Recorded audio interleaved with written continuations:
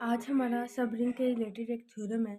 A non empty subset S of a ring sorry of R is said to be subring of R if and only if for A B belongs to S।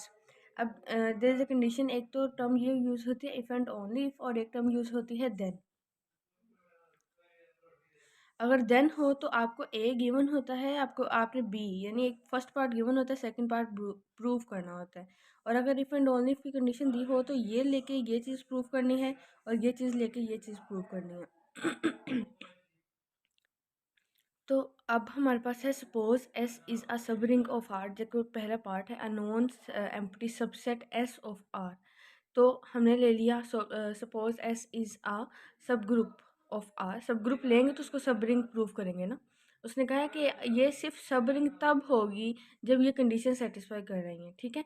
तो हम सब ring ले लेते हैं और ये चीज़ें condition जो हैं वो सेटिस्फाई करवा देते हैं, क्योंकि हमारी डेफिनेशन भी हमें यही कहती है कि कोई भी सबसेट सब रिंग सिर्फ तब होता है जब ये दो कंडीशन जो हैं वो सेटिस्फाई कर रही हों। और ए भी कहाँ से बिलोंग कर रहा होता है, ए भी बिलोंग कर रहा होता है एस से, जो हमारे पास जिस सबसेट को हमने सब रिंग प्रूव करना है। Then we have suppose S is a sub ring of R for a b belongs to S. इस एस में से हमने ए बी ले लिया, ठीक है।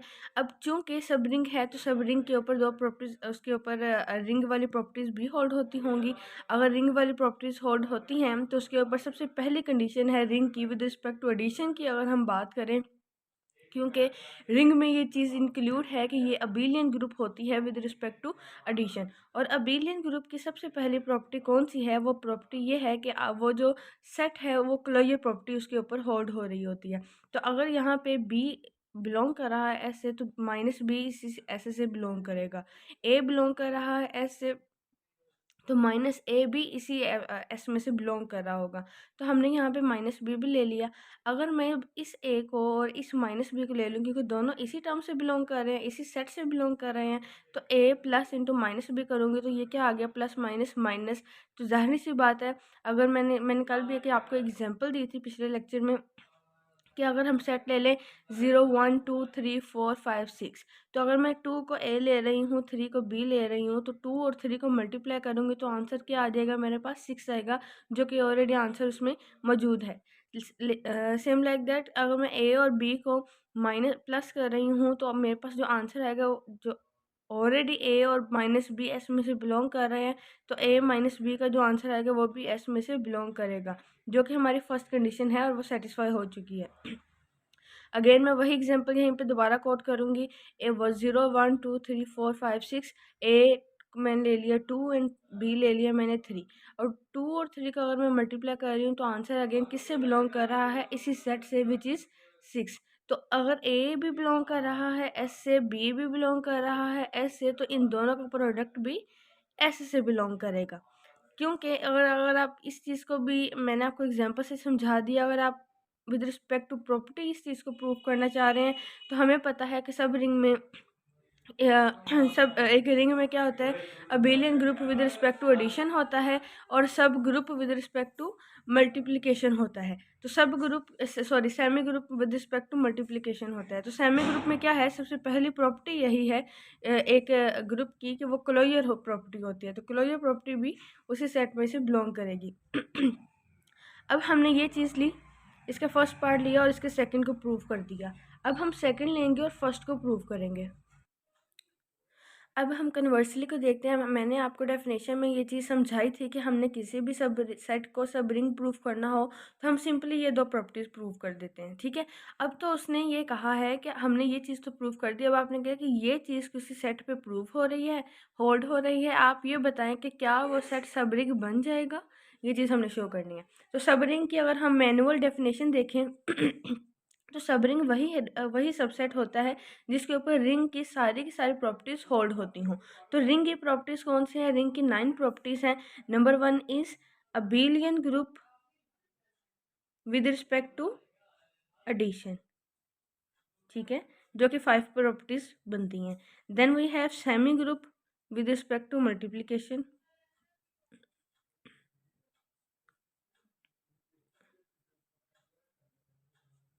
Then we have distributive properties, distributive properties. तो अब हम बारी बारी ये चीज़ें प्रूव करते हैं। तो अगर आपको अबेलियन ग्रुप शो करना है किसी भी सेट को, तो उसके लिए आपको ये पता होना चाहिए कि अबेलियन ग्रुप में प्रॉपर्टीज़ कौन कौन सी आती हैं और उस ग्रुप के स्टेप कौन कौन से हैं। तो ग्रुप के जो हैं वो 5 स्टेप्स हैं, 5 प्रॉपर्टीज़ हैं अबेलियन की। Number 1 property is closure property, आप साथ साथ नोट कर लें। Number 2 property is associative property. Number 3 is identity property. Number 4 is inverse property and number 5 is abelian commutative property। और वो फिर हम उस हिसाब से देख लेते हैं कि अगर हमें abelian group with respect to multiplication लेना हो तो ये हम हर चीज़ जो हर प्रॉपर्टी है with respect to multiplication assign कर देते हैं, और अगर हमें with respect to addition show करना हो तो हम हर प्रॉपर्टी को विद रिस्पेक्ट टू एडिशन ले लेते हैं। तो अब हमने क्या प्रूफ करना है abelian group with respect to addition.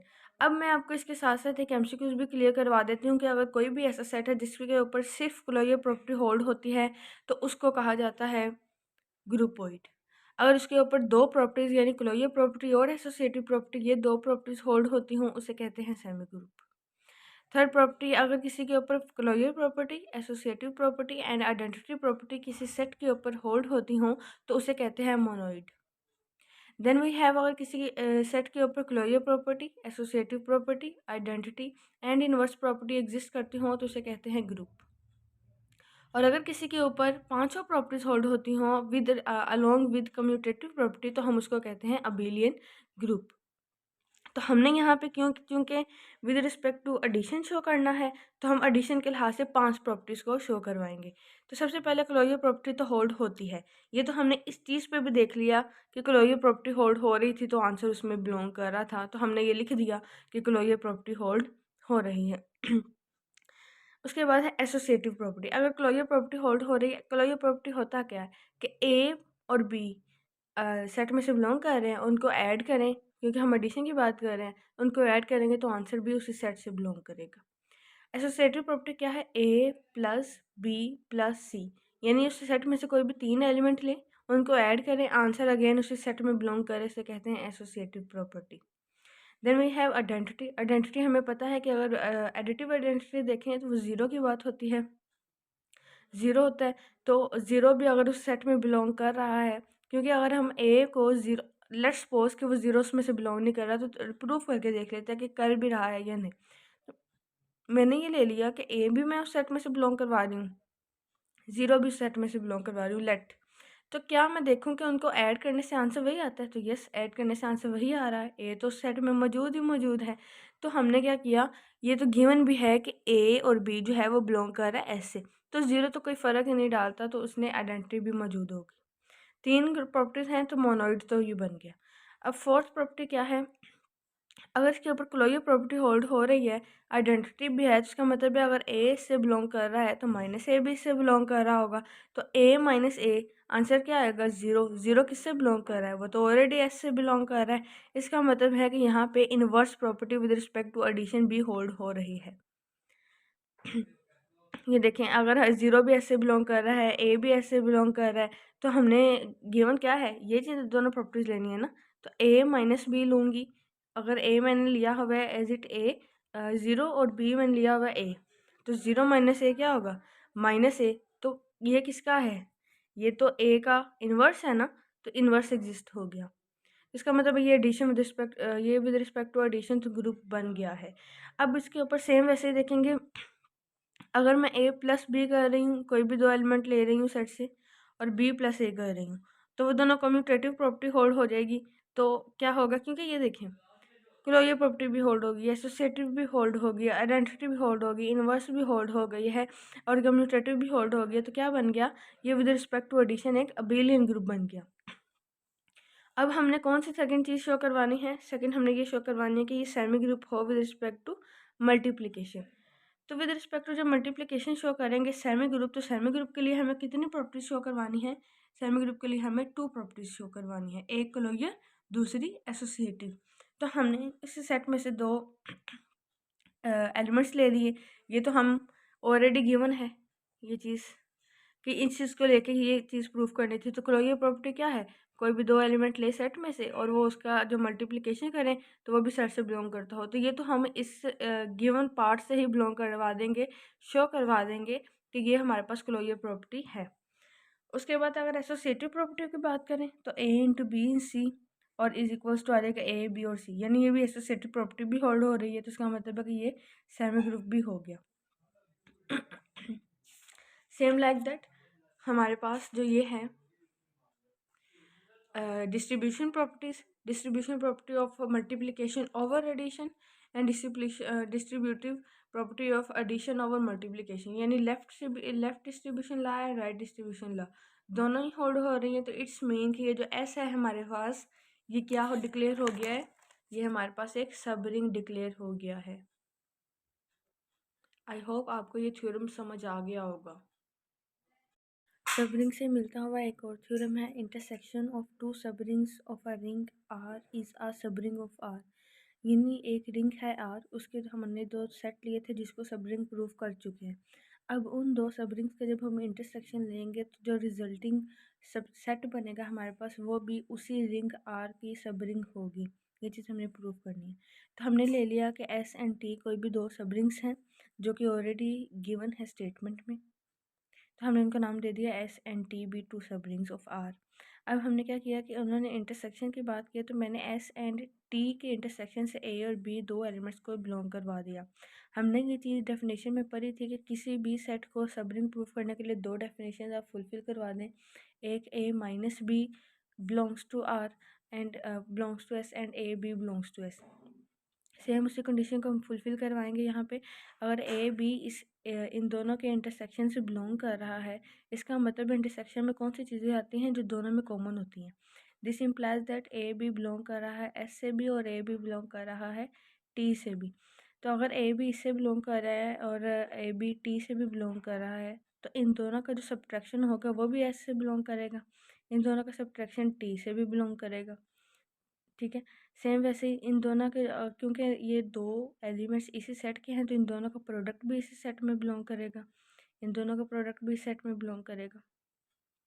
तो अगर ये a माइनस बी एस से भी बिलोंग कर रहा है, a माइनस बी टी से भी बिलोंग कर रहा है, तो a माइनस बी इन दोनों के इंटरसेक्शन से भी बिलोंग करेगा। सेम वैसे ही ए बी अगर एस से बिलोंग कर रहा है, ए बी अगर टी से बिलोंग कर रहा है, दोनों से बिलोंग कर रहा है तो इन दोनों के इंटरसेक्शन से भी बिलोंग करेगा, क्योंकि इंटरसेक्शन में वही चीज़ें आती हैं जो कॉमन होती हैं। तो अब ये वाली दो डेफिनेशंस, ये दो प्रॉपर्टीज़ किसकी थी, सब रिंग की डेफिनेशन की थी कि अगर किसी सेट के ऊपर ये दो प्रॉपर्टीज होल्ड हो जाएं तो वो सब रिंग डिक्लेयर हो जाती है। इट्स मीन कि ये जो इंटरसेक्शन है ये क्या है, ये एक सब रिंग है।